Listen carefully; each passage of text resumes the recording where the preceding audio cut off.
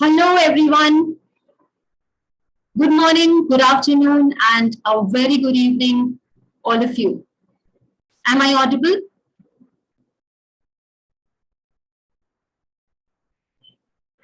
Am I audible loud and clear?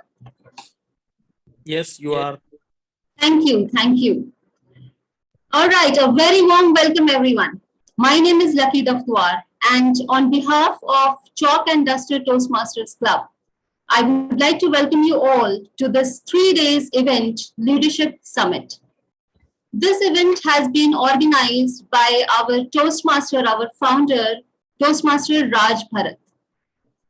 So, ladies and gentlemen, the goal of this event is to bring the knowledge and wisdom from various parts of the world, the leaders of the world from various countries. They would be talking about leadership, various aspects of leadership. So it's my honor today to welcome you all, and let's talk about the topic. Have you heard about mindfulness, being mindful? I'm sure you must have heard about being mindful for our own self. But today, we will be talking about mindful leadership. Isn't that interesting and unique? Similarly, the way the topic is interesting and unique, the same experience you are going to have for the next complete hour. I have the privilege to host this first session of this 3 days summit, which is on mindful leadership. And for this session, we have an international speaker, an international leadership speaker, DTM Bindu Chintha. Whatever I talk about her would be less because she has immense experience as a leader, as an inspirer, as a motivational speaker. Ladies and gentlemen, DTM Bindu Chintha inspires people around her with her talks, her speeches, her signature podcast, Inspire and Empower. She is passionate about self-growth, mindfulness, yoga, leadership, and many, many other things. On the professional front, she is a certified project management professional. She is a certified Scrum professional Scrum Master and has been working in the field of technology and leadership for more than 20 years. She is a certified yoga teacher. She is a mindfulness certified trainer. Such a diverse profile you would not come across very often. And with such diverse profile, such diverse experience, she is going to inspire us today with her talk about mindful leadership. So, ladies and gentlemen, put your hands together and please welcome our international speaker for this session, DTM Bindu Chintha. Welcome, ma'am. Thank you so much, Lucky, and also the wonderful team for this warm welcome. I'm so delighted to be here to talk with you all about one of the subjects I'm so much passionate about, the mindful leadership. But before I jump into my topic, first I would like to give my heartful thanks for all of you to welcoming me into this wonderful event. And kudos to Raj and also the entire team who are behind this wonderful event. Let us give a big round of applause to all those organizers for conducting this kind of a beautiful event for all of us to gather here and learn from each other. Thank you so much. Now let's jump into our the theme of or the component of our meeting today. I'll go ahead and share my screen. I have a few slides I would like to share with you all. So once I got that ability, I'll be able to share a few things. So today's topic is all about mindful leadership. I want to, whatever I'm being a mindfulness trainer, I do mindfulness certified trainer. I do go to different events to remove to talk about this mindfulness and mindful leadership and everything. So I want to make it as much as possible interactive so that we can talk, we can share, and even whatever questions you have, then we should be able to engage them as well. So let us make it as interactive as possible.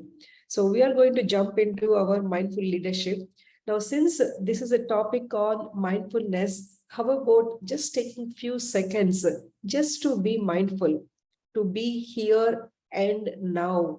Let us all form an intention that today, or for this, just for this few minutes, I'm going to I'm going to share, or I'm going to be in this moment.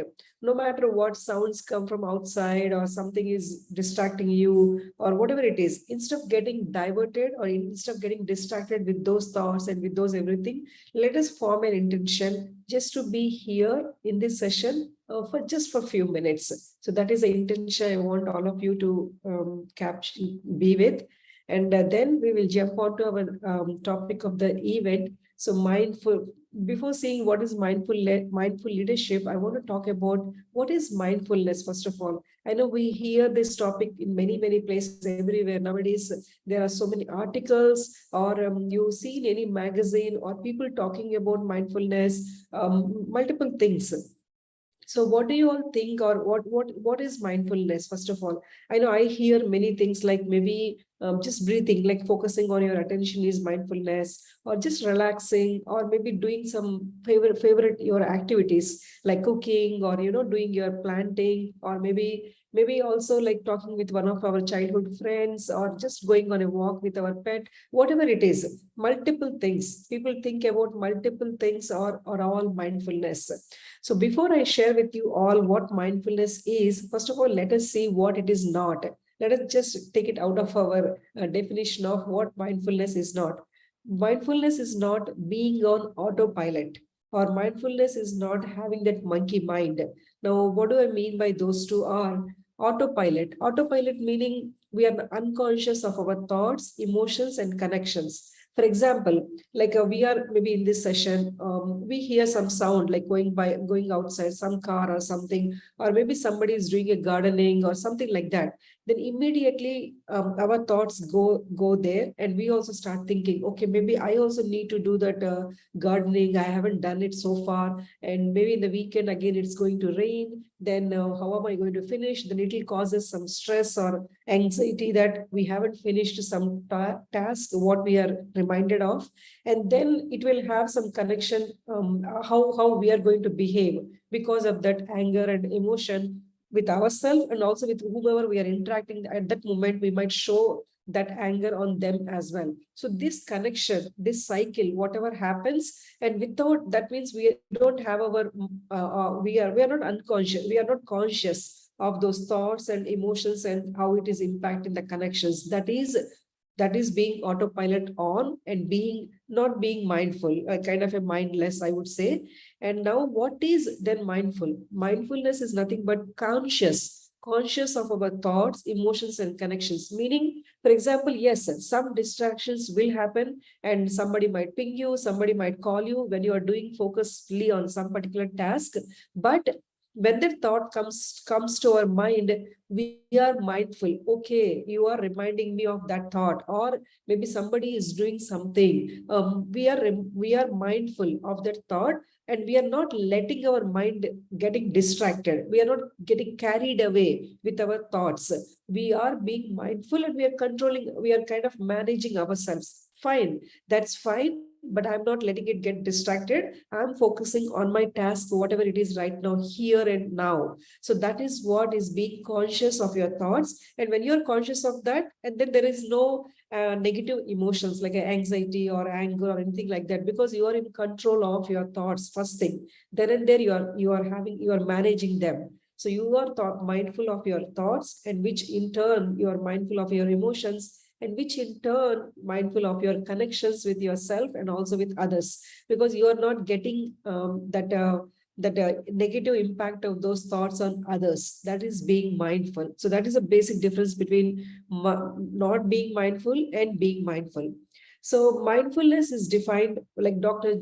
John Kabat-Zinn. He is from University of Massachusetts. He is considered father of mindfulness aspect in United States. So he says this big definition of it is something that emerges through paying attention on purpose in the present moment, not judgmentally to the unfolding experience moment by moment. It is all mouthful to remember or to take it into ourselves, but it is what it is. That is what mindfulness is defined as. But for me, mindfulness is nothing but just living in the present moment. That's all we all want to remember as mindfulness, meaning living in the present moment. I don't want to think about my past, or I don't want to think about my future. Both of them cause worry and anxiety. Instead of that, let me just complete whatever I'm doing right now as much as possible. I'm not saying don't plan for your future or don't cherish your memories of the past. Not that we are saying. We are saying instead of getting carried away and getting into negative emotions, let us just be focused and be here and be now. That is what mindfulness is all about. Now, I want to help you all or show you a simple tool to be aware of our thoughts and emotions. That is something called, this is something called a, what will I call them? A mindfulness tool or some energy tool or emotion tool, something like that. So what is this tool is, first of all, I want all of you to take few seconds and to think inside, bring your attention, bring your awareness to yourself and think about how you are feeling on the pleasantness side.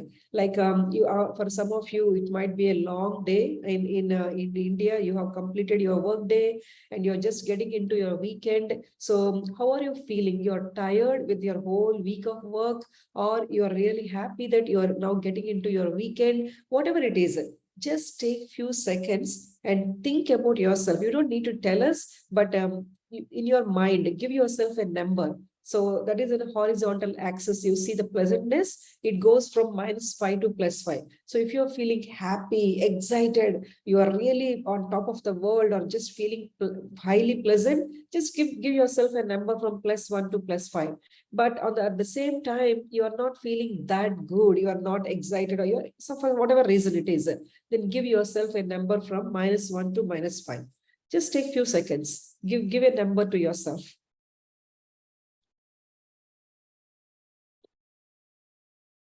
Okay, now I would like to bring your attention to energy levels, like coming to your body. Like, how are you feeling now? Like, if you were to given a chance, will you just jump outside and go on a very long walk or run or something like that, or go to gym to work out? You are that full of high energy, or you might be not energy, that full of energy, or you're just a little bit tired, but you're just hanging in there. So whatever it is, that vertical axis is for energy. So just give yourself a figure again from +1 to +5 or -1 to -5.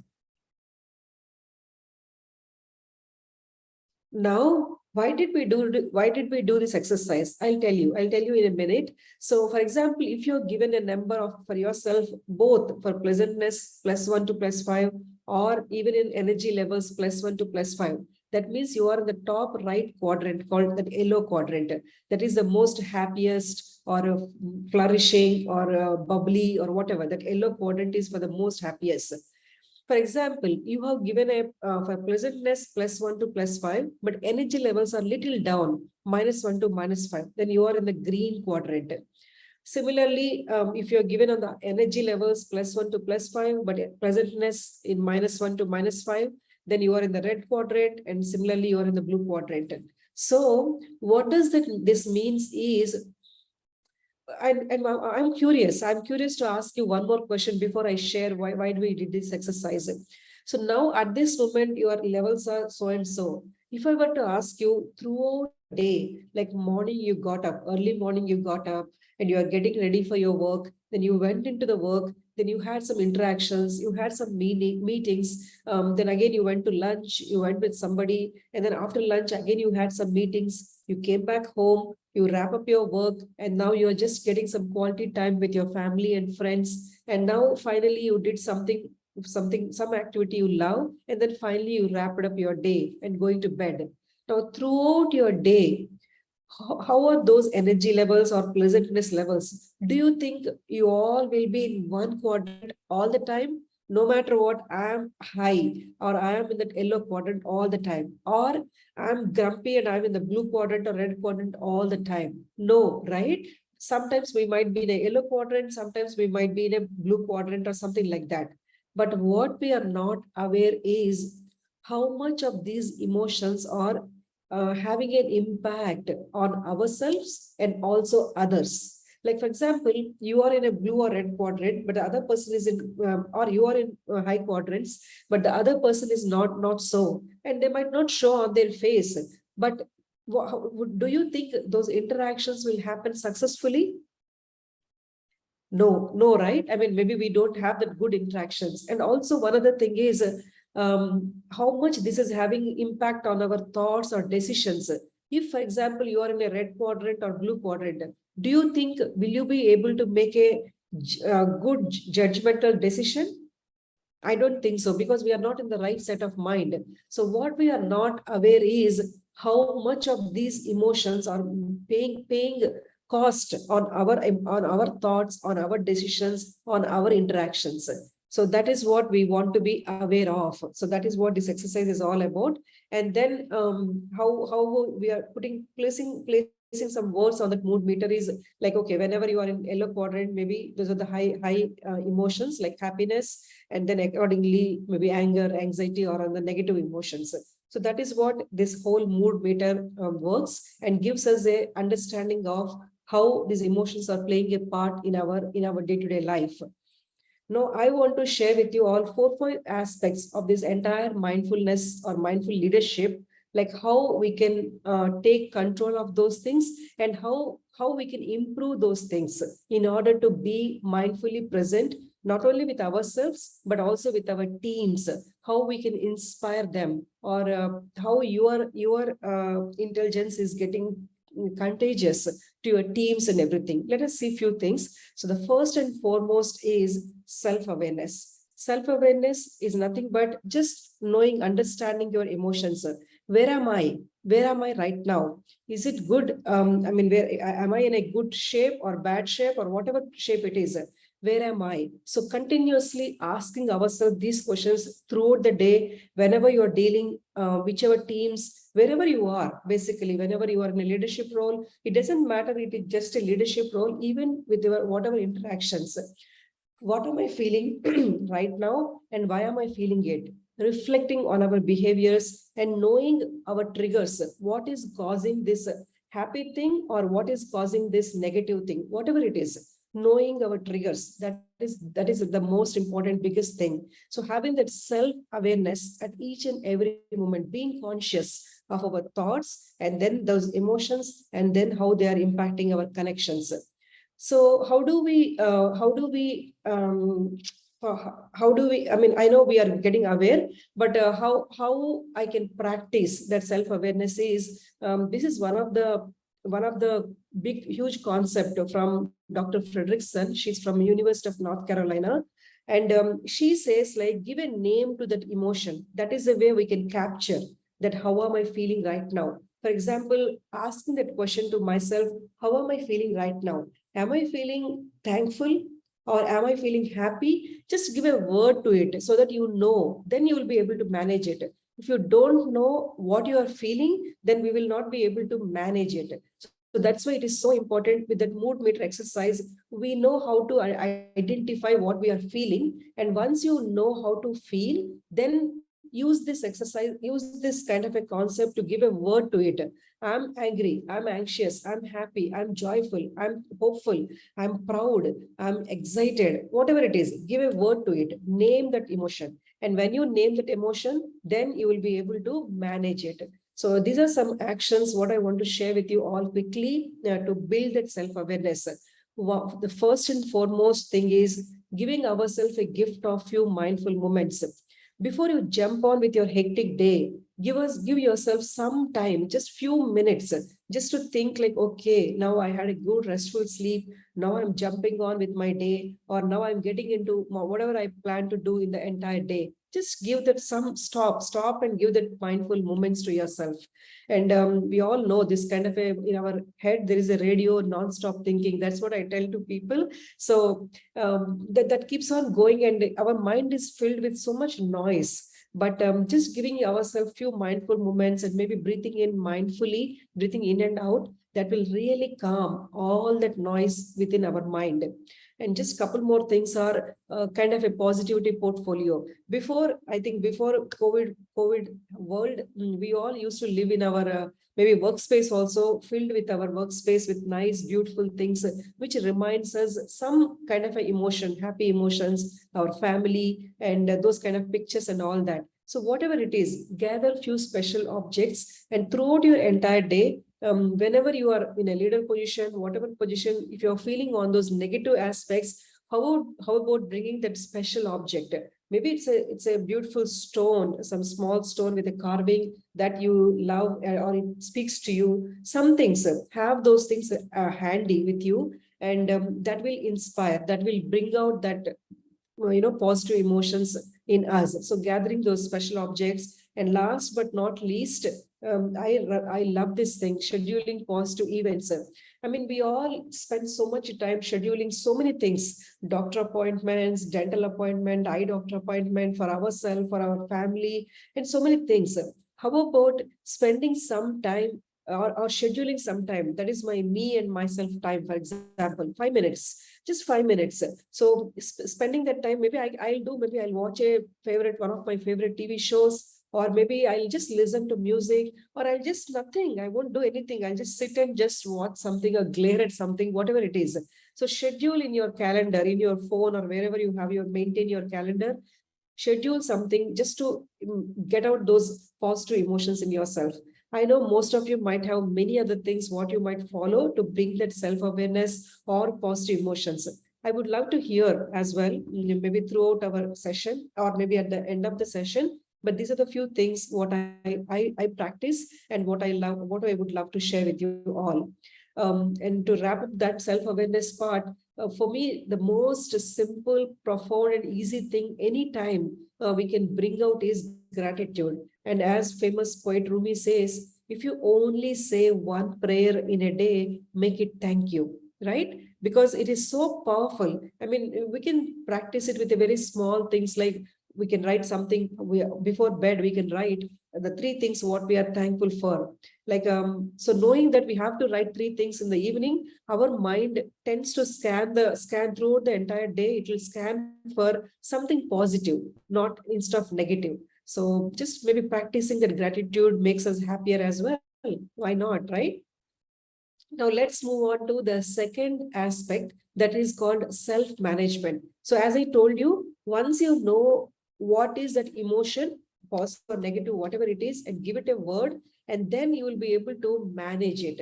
So this is again one kind of a character strengths is given by University of Pennsylvania, UPenn we call, and they have this classification of character strengths, identifying our signature strength or character strength.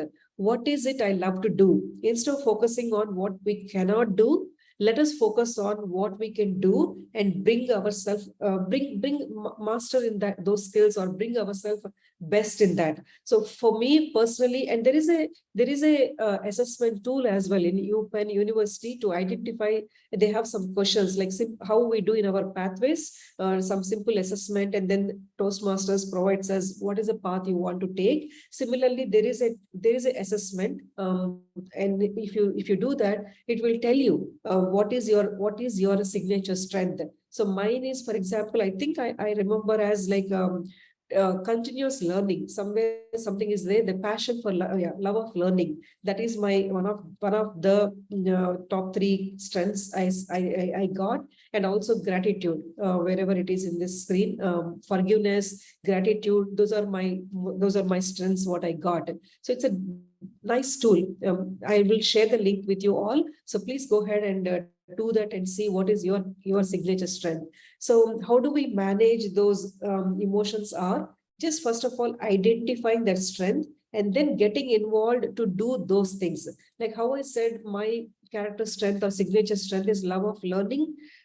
I'm so passionate about learning. If you give me some article and tell me, hey, please do research on this topic, I would love to. I will sit 24 hours and then just complete that work and give you back whatever analysis I can give. So I want to keep myself, that motivates me, that inspires me. So I keep learning more and more and more. So that is one of my strengths. And with that, what is happening is when you keep yourself motivated, then you will be able to bring best of yourself out instead of focusing on what I cannot do, what is my weakness. If I shift my perspective to what I can do, what is my strength, and I think there the shift happens and it makes us keep ourselves mindful and emotionally strong as well. And then redirect that emotional energy to have that experience. Flow is nothing but immersion into that activity. And when you are absorbed in that favorite activity, you experience peak experience, and also you will perform at your peak. That's what it is all about. And then developing constructive inner dialogues. Like sometimes the negative self-talk, it is just in us. Nobody comes and tell us that you can't do this.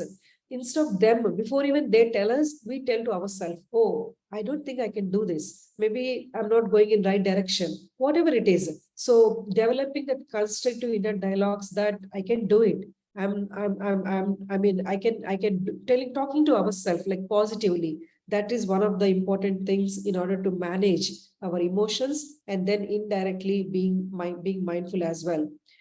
Now, one of my other favorite activity, as I said, love of learning. I love to read. I know most of you here or Toastmasters, that is one of our passions. I think we all share with each other. And this is one of the sites, 50bookpledge.ca. And this is a virtual bookshelf you can maintain there. I think Goodreads and some other sites also have this kind of ability where you can manage your virtual bookshelf, and it becomes easy to share with others and also see what others are reading and get some recommendations and all that.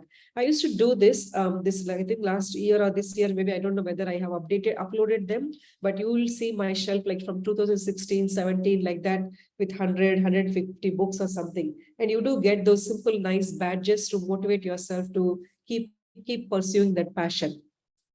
I want to take a quick pause here before I move on to the last two aspects of mindfulness, or how do you motivate yourself and everything, just to see if anyone have any questions till now, whatever we have covered, or any comments I want to see from the audience.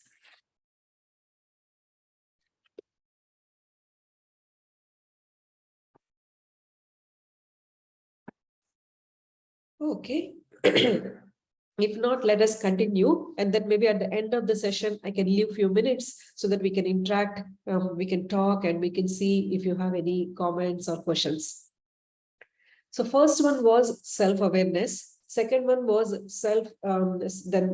self-management, and then this motivation. Some of these concepts you might see even in emotional intelligence. Emotional intelligence also kind of these 3-4 concepts, but mindfulness and emotional intelligence are so closely interrelated. And I feel some of these concepts make us, they work together and make us feel better in both the things. That's why I share some of the concepts even in my mindfulness leadership experience as well. So how do you motivate yourself? Again, these are few things, using motivational statements, kind of affirmations, that positive affirmations to ourselves, telling to ourselves that we can do whatever we attempt to do. And then this visualization. I love visualization because it seems all the development in our real life happens when there is a development in our mental images. We all want to see ourselves what we want to become instead of what we are. So as we develop those images in our mind, even in our real life also, we start developing. So that positive mental imagery. And also we know many of our athletes, they all use this visualization. I even recently heard our Indian team's captain, I don't know now he's or somebody else, the Virat Kohli. I saw one video from him where he explained about visualization. one of the important matches, he said,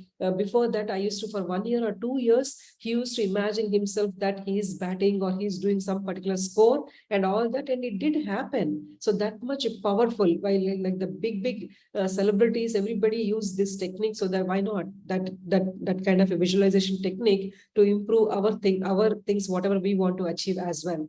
Then how do you keep yourself motivated? Using that character strength, whatever you came to know, using that strength not only to inspire yourself, but also serving the community, inspiring others around us. I one of my other passions is, as I learn new things, I teach. I want to teach. Teaching is one of my passions. If I wouldn't been in this IT world, I would have definitely been a lecturer in one of the colleges and would have taught things for my life. So to crave that for that passion or for that craving, along with my day job, I teach multiple things. I'm also a certified yoga and mindfulness trainer, so I teach yoga and meditation, especially to children. I mean, I get so inspired by seeing them, how they trying to learn to calm their minds and calm their bodies and getting into that positive side of the life, like incorporate positivity into their lives. So that is one of my that is one way I get motivated, by doing that thing. And then connecting, it might also lead us to our purpose. Who knows, maybe that is one of my purpose, or my purpose to teach and lead this, share these things with others. So one way I do, not only with yoga and meditation, youth leadership programs. You all know, you might have heard from me previously also, Toastmasters is the one thing I attribute all my success to without a blink, without a second thought. 8 years back, I started with Toastmasters. Before that, I was maybe I would say nobody, like low self-esteem, not that kind of a personality, or I don't even speak whatever was there in my mind, always hesitating, always holding myself and all those things. But 8 years back, I started Toastmasters, and the first 4 years I completed my DTM, and then there was no looking back. And sometimes I have seen people, they keep DTM as their goal, and once they reach that goal, that's all. They'll think, okay, one check mark and finish my public speaking. It doesn't work like that. At least for me, I felt like I felt like what I can do now, what I can give back. So in the giving back, this thought came to my mind. If I would have known all these skills in my childhood, my life would have been something different, radically different.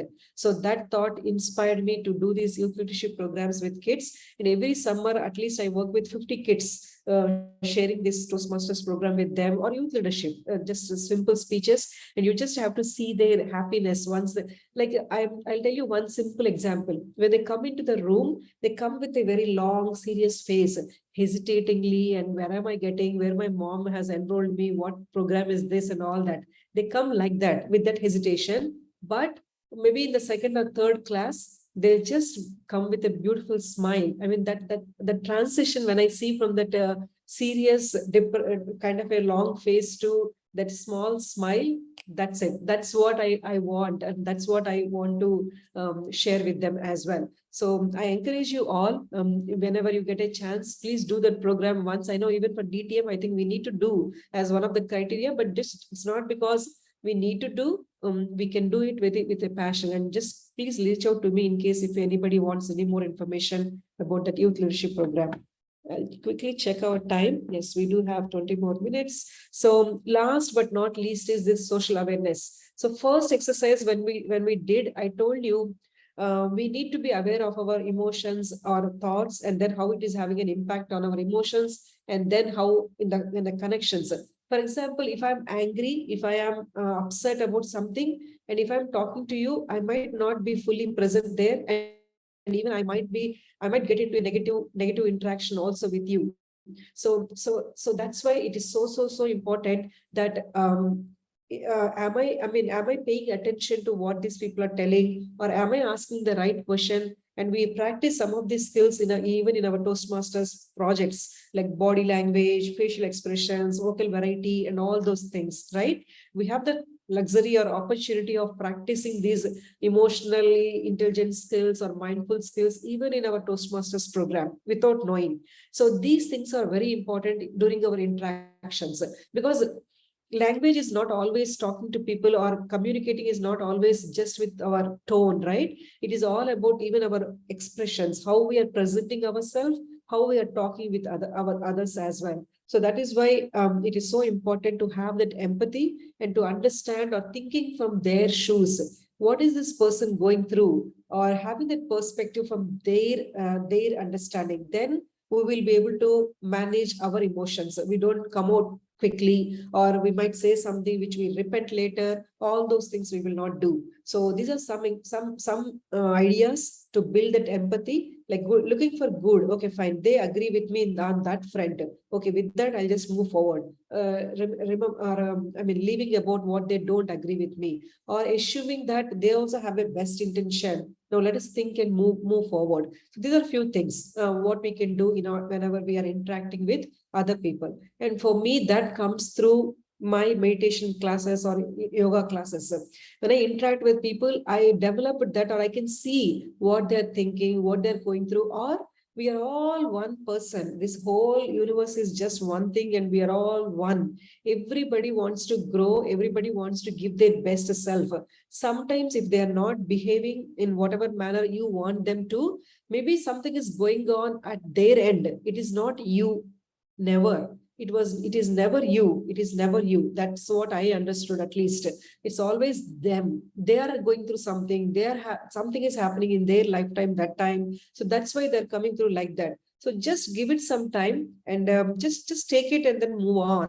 Don't react. Instead of that, we should learn to maybe respond.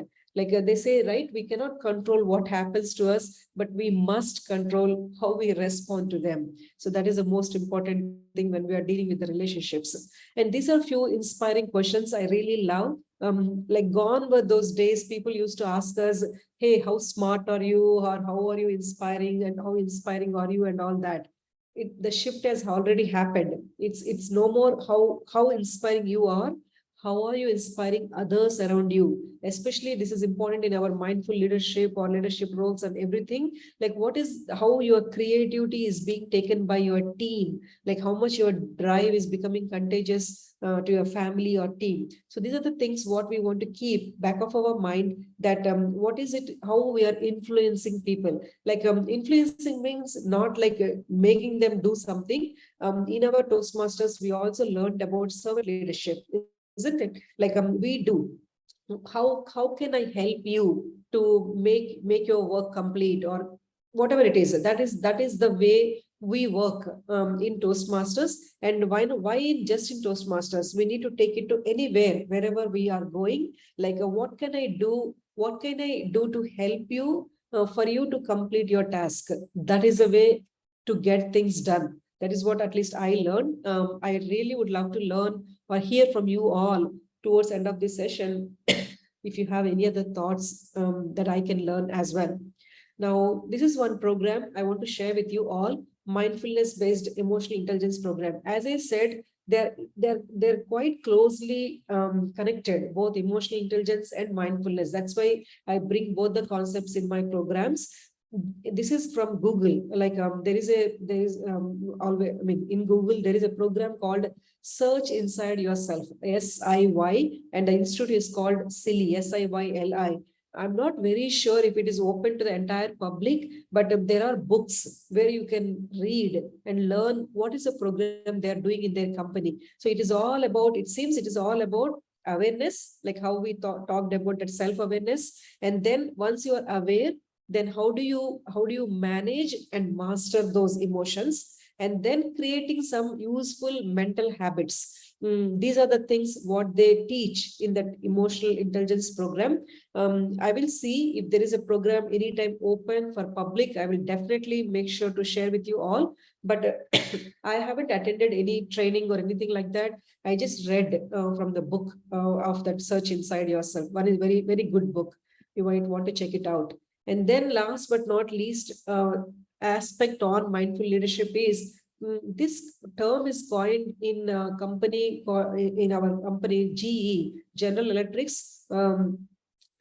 Miss Janice Morchino, she's the leader. She's the one who attended a mindfulness training or that 8 weeks program for from John Cupboards in US, in the University of Massachusetts.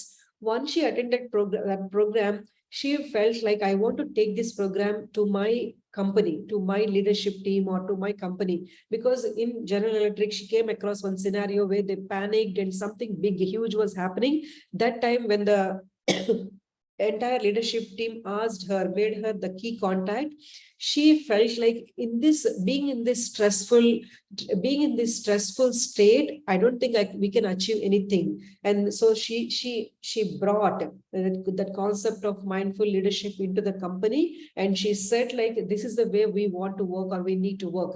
But they again used those concepts, whatever we talked about: mindful awareness, self-motivation, self-management, not just to individuals, but they made it across teams. So together, now they come from that calm mind. Instead of from a stressful mind, they come to meetings, or they come to, I mean, it seems even sometimes they even do a 1 or 2 minutes meditation when they come to a big team meeting. I don't know if that culture has already come into any of your companies. I don't have it in my company yet, but I see that, I foresee that in future. I really love to do that, because when you come to a meeting in the early morning, we all come from different tensions, isn't it? Maybe on the way we met with something, or at home something happened. So much energies we bring into that meeting. What I feel is, if we can take just 1 minute just to reflect and calm down, then you start talking in those meetings. Don't we think there might be some more big fruitful meetings? That is what I aim for. Hopefully it will happen one day, and maybe I can bring that into my teams. But that is one kind of a thought. Be aware of your thoughts, emotions, manage them, and see how they're interacting your interactions. That's a core thing of this entire program, what I want to share with you all. So mindful leadership talks about advancement of that mindfulness and compassion in the workplace, having that empathy towards others. I know it's very easy to say compassion, or be compassionate, be have that empathy. Uh, we cannot do always 100 days. I cannot just keep doing. Sometimes we even expect from others as well. But as much as possible, maybe sharing this or having a one-on-one conversations, you can bring in this kind of a mindfulness leadership into your teams. Or maybe start small with your 2-3 members leadership group, like not with a huge 30 members group. Wherever you are leading, how about just getting these kind of thoughts with them? Then you will be able to lead mindfully. Then practice those daily applications. I shared some examples of what we can do.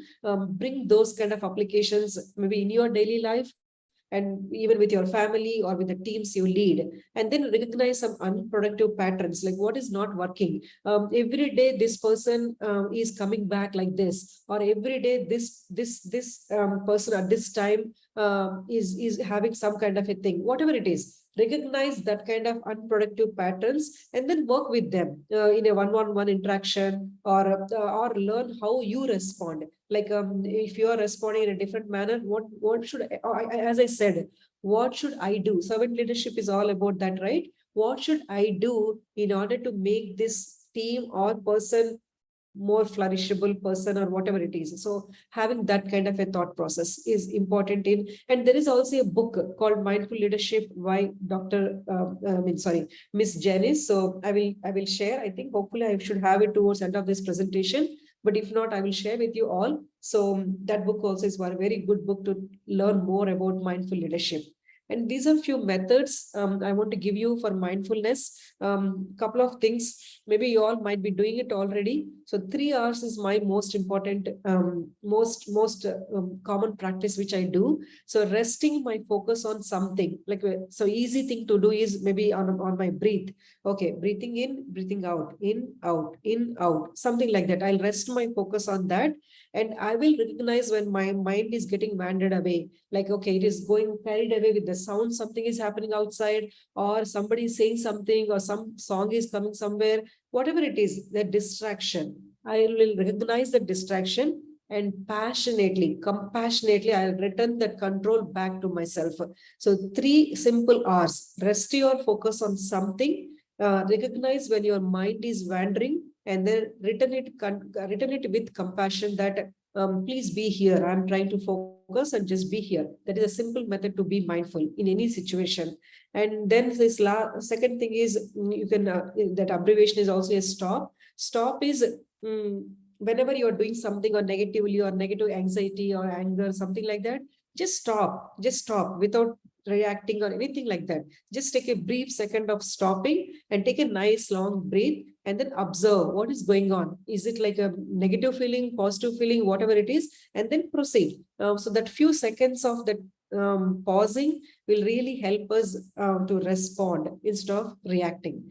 So those are a couple of methods, and then I did added a couple more methods as well, like 5 senses. We all have this habit of checking out, even if we are standing in a queue or waiting on the red signal, we'll just immediately take out our phone and just check it out. Okay, what's happening in the world? That is most important for us. So instead of checking out, how about checking in? Like, what are my senses? How am I feeling? Like, my mind, where is my mind? Or what taste or what am I hearing? What am I feeling? Just checking in, asking ourselves that question.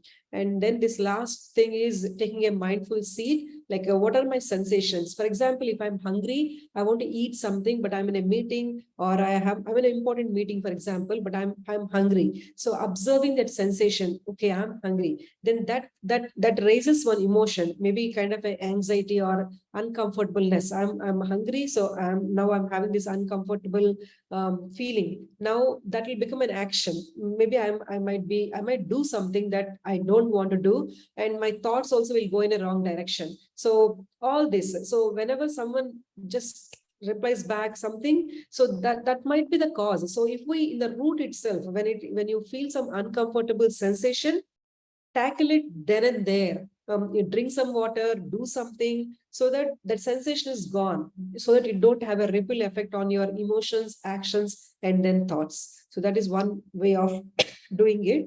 And again, I'll check time. Okay, just few more minutes. And I do see something in the chat as well. What are people asking?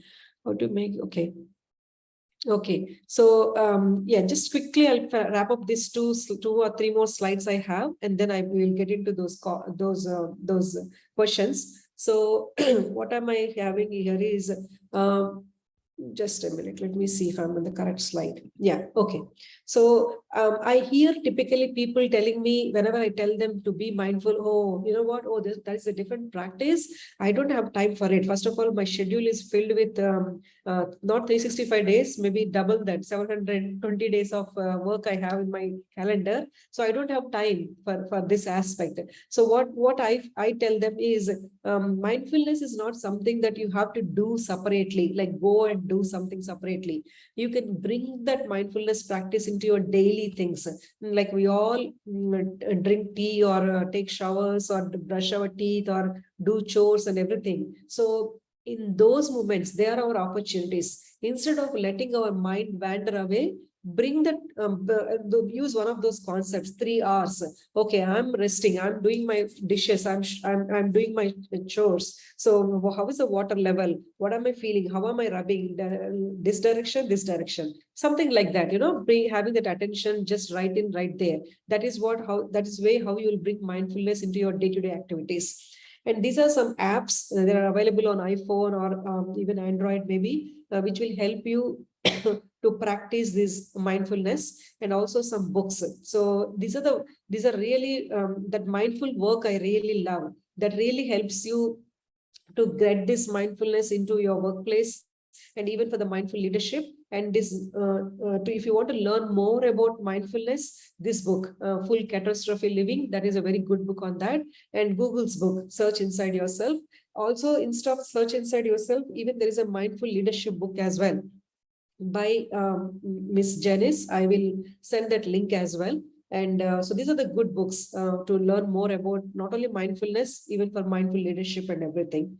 And finally, my contacts. I know most of you already have or connected with me on LinkedIn, but if not, those are my details. Now let us quickly see the questions what we have here. So in few corporates, 1 minute silent music. Oh, wow, really? Oh, that's wonderful. Every hour to reflect on self. That's such a wonderful thing. I really wish all corporates do that. Like, just every 1 hour, that silent music, when it comes, it's a reminder to you, not only to yourself, everybody will respect that. Okay, they are practicing, and it generates that common thing. That's really beautiful, Pradeep. Thank you so much for sharing that. Then next, Nishit, how to make self-comfort calm when we are stressful and be mindful in such situations. How to make yourself calm when we are stressful. So when you're stressful, first of all, I wouldn't advise to sit in calmness or meditation, because those more anxious thoughts, if you sit quietly, then that mind becomes more anxious, and it brings you more negative thoughts. So that time we need to engage our body. Like whenever we are stressful, that means some negative energy is built in our body. So we want to do maybe some jumping jacks, or maybe just go on a quick walk or run, something like that. Anything, just do something with your body which will bring down those negative energies, and which might make you calmer. And then you might want to practice any of those mindful practices I shared, the 3 hours or anything like that. That is one way of I do. Like I get up and do something immediately with my body, so I can bring those stress levels down. Then our company has slogan, be here now. Okay, that's wonderful. Then greetings from, okay, hello, hi, great meeting you. Then how do we respond to those people who are mindless? Oh my God, who are keep disturbing us and disturbing our inner peace. Hmm. I mean, it is all about having compassion. It is all about having compassion and empathy towards their situation. So instead of getting into a negative emotion of anger, or that kind of a negative emotion towards them, having a positive emotion of compassion or empathy will help us to come out of that situation, because it is not them who is growing. Whom you need to take care of yourself, your emotions. How? Because you can control only yourself. You cannot control anybody outside of you, definitely, isn't it? We cannot control anyone. It is their way of life, their way of thinking and everything. Only we can help them, because we are in this mindful leadership. So we want to help our teams, help our whoever are following us, that to grow themselves also. So it is just having that understanding, having that compassion, having that empathy, and thinking from their perspective. What's happening? Maybe this morning they had some fight in their home, or maybe when they're coming to work, their drive was not good. So maybe that kind of things, thinking from their shoes. I know it is so difficult always to think about from their perspective and making ourselves comfortable. But once we grow to some extent, I think we will be able to reach that kind of a stage, and we will be able to understand them instead of reacting to them. That's what I would say. It's difficult, or take yourself out of that situation. I know sometimes it is even not possible, but just walk out of that room, or go out of that space where some negative things are happening, and then later connect with them one-on-one, or hey, what's happening, why is that happening like that, some things like that. That's what I typically practice. Hope that helped. How to practice mindfulness with a group of people. Same practices, like we have a formal practices also. In my slide, I did share that body scan meditation, or sitting meditation. So many things are there. There are guided meditations for mindfulness. I can share some with whoever is interested, and then you can play that. You can play that maybe for 10 minutes, 15 minutes, where it guides you how to practice that mindfulness meditation in our day-to-day life. Yeah, that we can do with the groups as well. Okay, I think those are all the questions what I see in our chat. Anything else from anyone? Any questions? Anything what you have in mind? Any comments? Anything?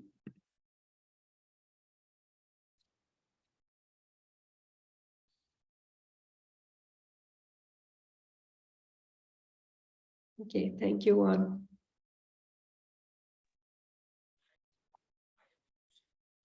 All right, back to you, Raj.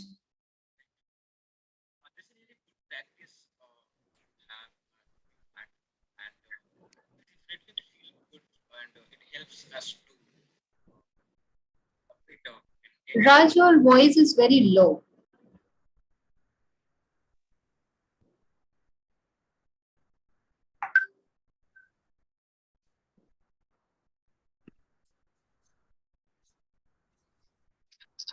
Am I audible now? Yes. Okay. So my question is that sometimes it becomes very difficult to being feeling good because of surrounding challenges or issues which we face in our daily to daily life. So how we can minimize those moments so that we can bring a feeling of mindfulness, because it's a very difficult sometime to feel gratitude, to feel goodness always. If I understood it correctly, did you say how to manage them day to day? It is so sometimes it is so difficult based on the situations we are coming across or interactions. Is that what you said, Raj?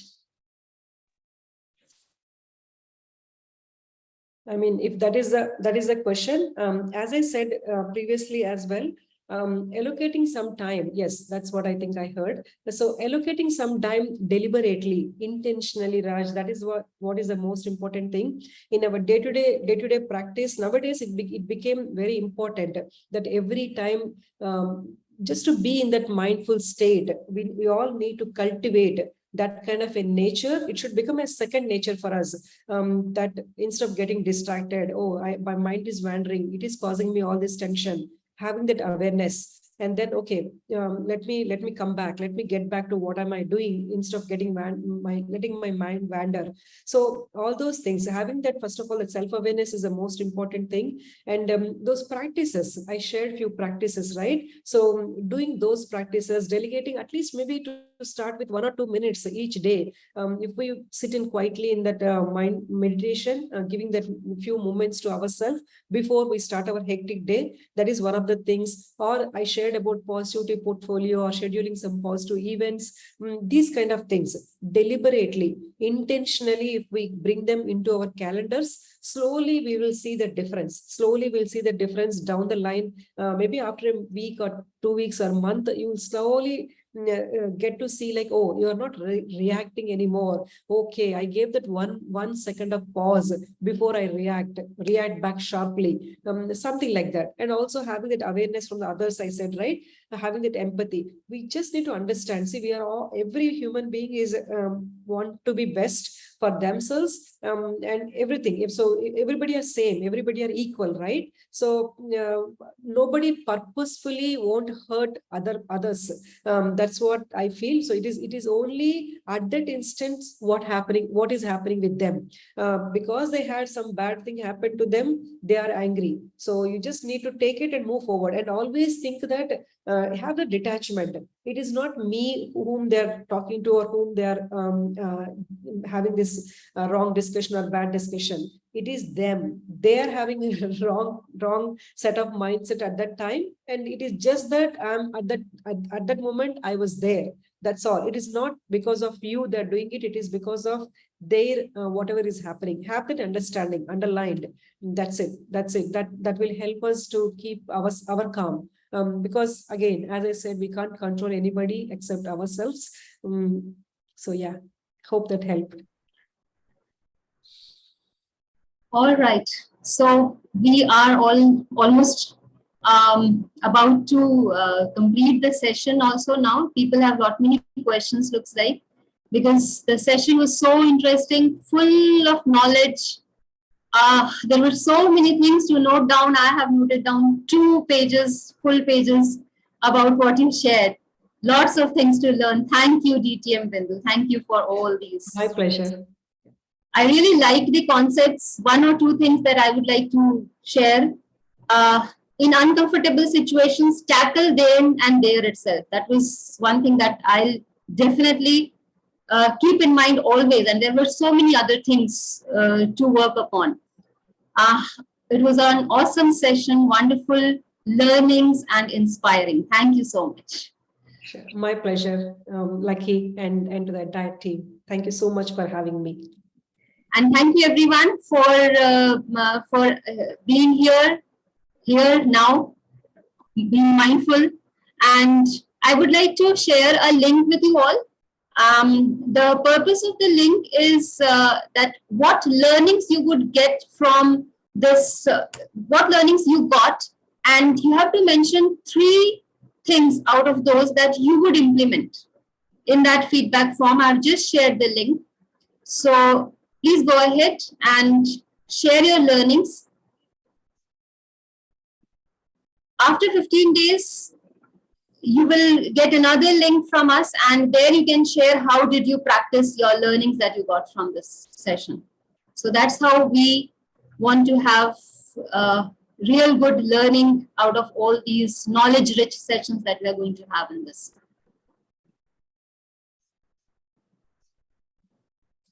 So I'll just give a minute and then I'll hand over the mic to our host for the next session.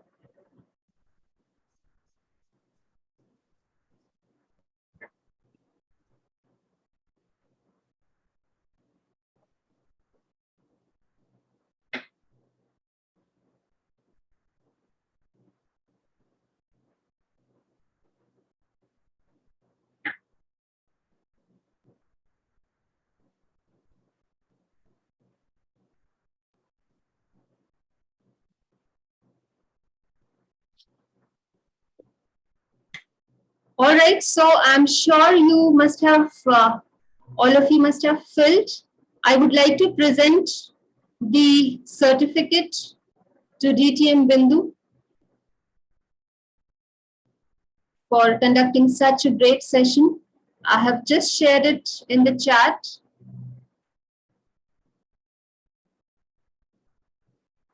Let me just share on the screen too. Give me a moment, please.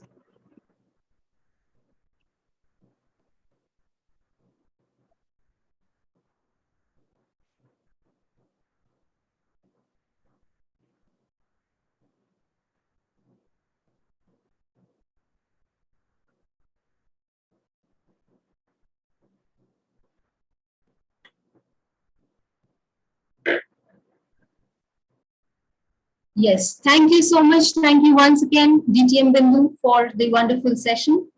Thank you so much. Here is a slip. Thank you. Thank you, Lucky. Thank you. So moving on to the next session, I hand over the mic to Toastmaster Pradeep Shetty.